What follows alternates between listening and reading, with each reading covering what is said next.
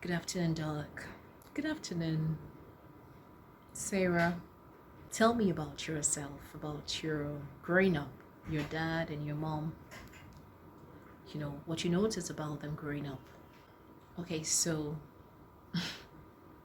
my dad was a civil servant, and my mom was a businesswoman. Um, my dad worked in the Ministry of Education, and um, and civil servants weren't always paid their salaries as and when due. So momsy would literally step in to pay the bills in the family. But surprisingly, my dad never appreciated that. I mean, he always quarreled with my mom because of that. I didn't see anything wrong with what mom was doing or what mom did. No. I see. Continue. I actually think I took after my mom because, I fixed things.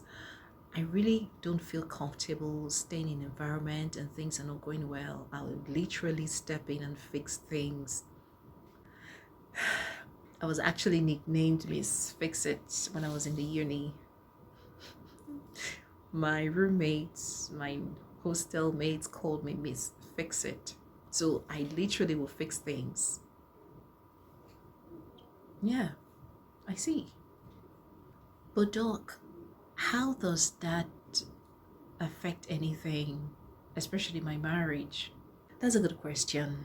Now, you see, so research has shown that most of the things that play out in marriages can be traced to the families of, both couples.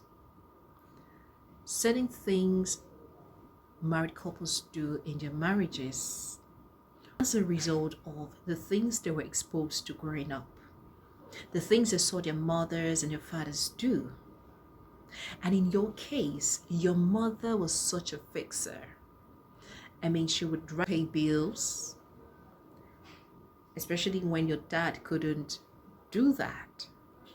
But the reason I believe your father never appreciated that was probably because your mother didn't carry him along. We need to understand that men are providers. They are wired to provide. Okay? Provide for their sisters, their mothers, and their wives especially. So when they find themselves in situations that, take that power away from them, the power of providing or being a provider, they feel they are not, doing enough. They feel they are not valued. And in your case, what I see is, as much as it's a beautiful thing to be a fixer, is a good quality, but then you need to harness it in such a way that you and your husband would work together. It will complement, your husband. How do I mean? Your husband lost his job 3 months after your wedding, after you got married. Before then, he was providing the needs. He was, shouldering the responsibilities in the home. According to you, you said he was taking up 80% of the bills, right? Yes, ma'am.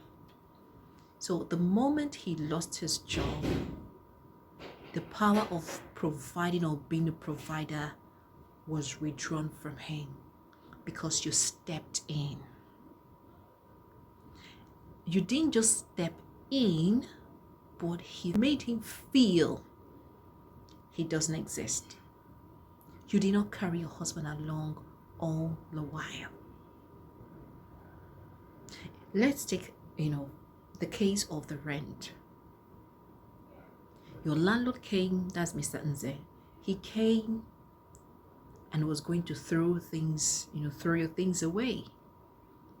And you wrote him a check, right? And paid their house rent. Nothing stopped you from putting a call across to your husband to tell him, babes, see what's going on, and I have this money. Let me pay this. Even if he still wanted to pay for the rent, he will see that as a loan, right?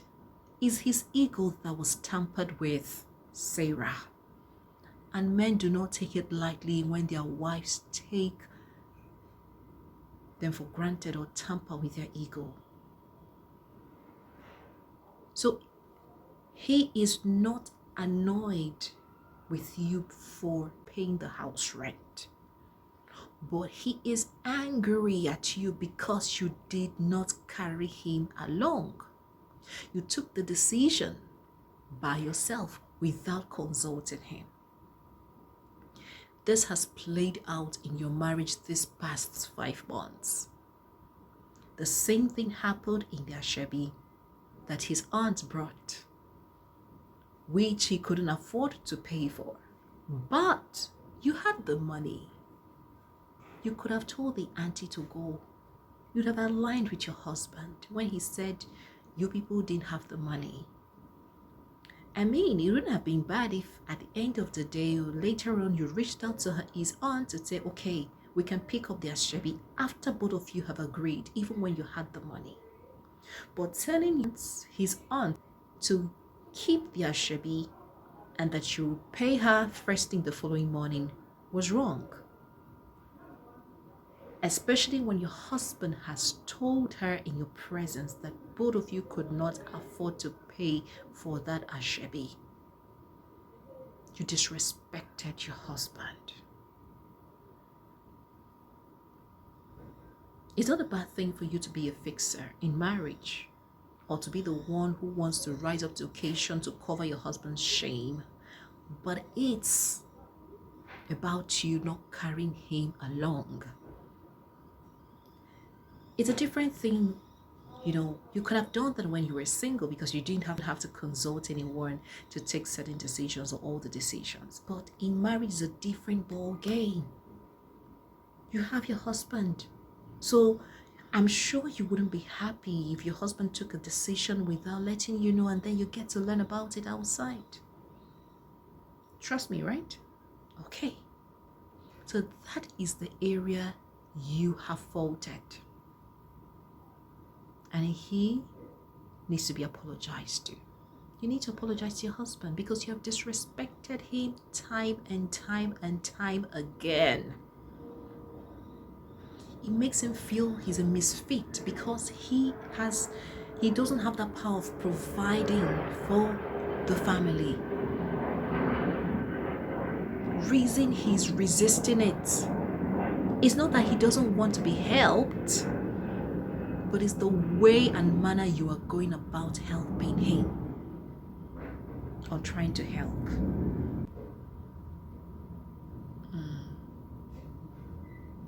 Okay. But I didn't even think it that way. I thought I was covering our shame. I know it wasn't your intention to observe him or disrespect him. But now that you know better, I expect that you do better. Okay. Thank you so much, Ma. So, I hope things will begin to work well between you and your husband now that we have, figured out the problem and have provided a solution going forward. Yes, ma'am. All right. Thank you so much. You have a nice day. Thank you, ma'am.